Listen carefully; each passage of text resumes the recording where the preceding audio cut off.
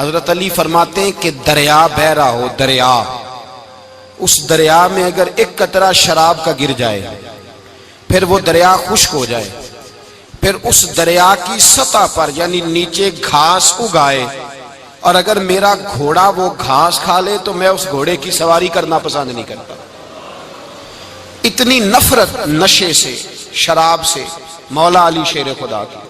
اور ہم نے حضرت علی رضی اللہ تعالیٰ عنہ ان لوگوں کے حوالے کر دیے معاذ اللہ جو بیچارے 6 مہینے غسل نہیں کرتے، جن کو وضو کا پتہ نہیں۔ میں کہتا ہوں ان لوگوں کے لیے سزا ہونی چاہیے۔